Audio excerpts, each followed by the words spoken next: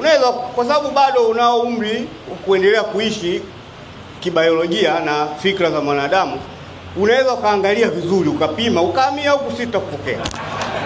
Niwatakie mchana mwema na maandalizi mema ya maziko ya mpendwa wetu. Asanteni sana.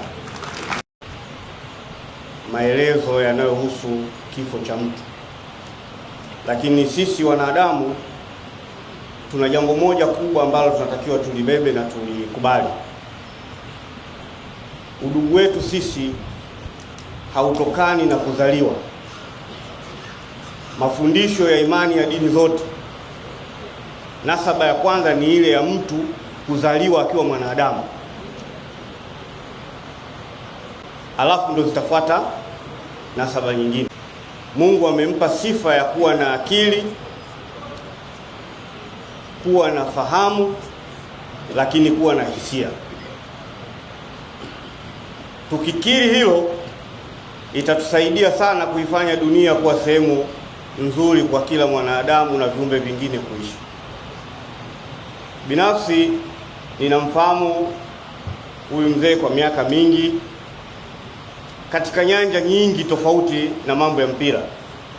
Naona wote waliopita hapa wamezungumzia zaidi masala ya mpira, lakini mimi nimemheshimu na kumfahamu yeye akiwa ni mtaalamu mwenye ujuzi na ubobezi uliotukuka katika nchi yetu, na alikuwa ni mzalendo wa kweli. Kuna mambo mengi ambayo leo watu wengi wanajisifia kwamba wao ndio walioyabuni, lakini hapana. Tasnia ya uhandisi katika nchi yetu, nilitegemea hata mzee wangu Mwakaluko angekuja kutoa background hiyo, kwa sababu watu wengi wanadhani Tanzania imeanza ikiwa katika hali hii. Leo amezungumza Bwana Kabombe hapa, anasema kulikuwa na mabasi mawili. Amesahau kuelezea kwamba kuna mechi ambayo hiyo timu ambayo alikuwa anaielezea ya mzee wetu huyu ilisembea kwa mguu kuja uwanjani.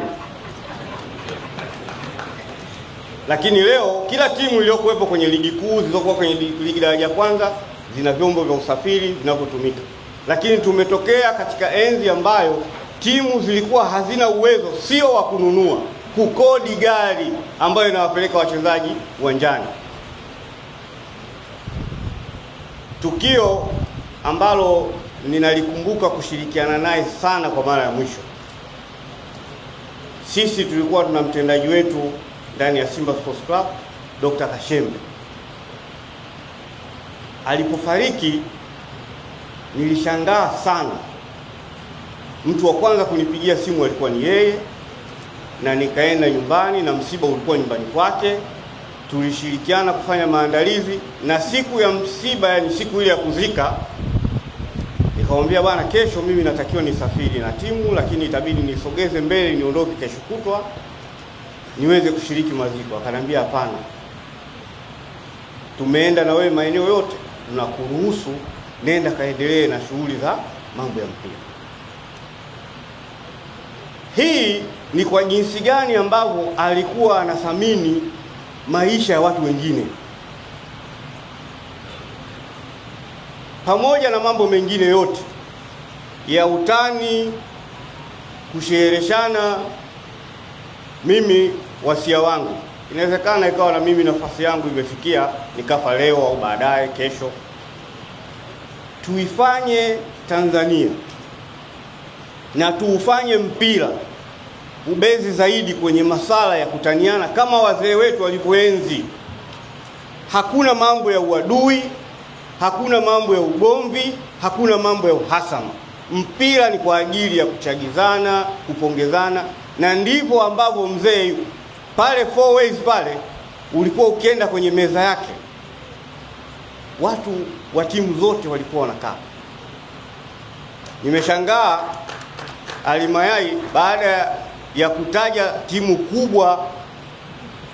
Shaka familia ya mpira na familia ya marehemu watakuwa pia na wenyewe wamepokea kwa namna yao. Nakushukuru sana mwenyekiti Mangungu. Ili mlipwe mishahara, mshukuru haya yanayotokea sasa hivi.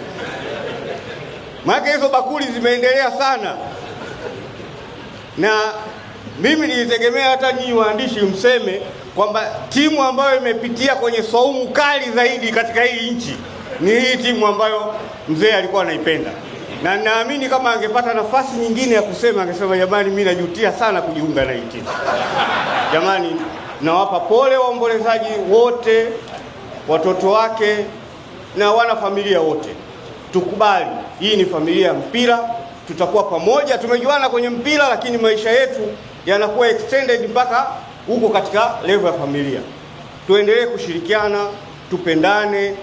Mimi ukiniona, inaweza ikatokea siku moja nimesikia unasema mambo ya Ufaransa hapa na nini, ukikuta sijui mlango wa treni, unielekeze bana, mlango huu hapa, utanikumbuka kama tulikuwa pamoja. Lakini na wewe tena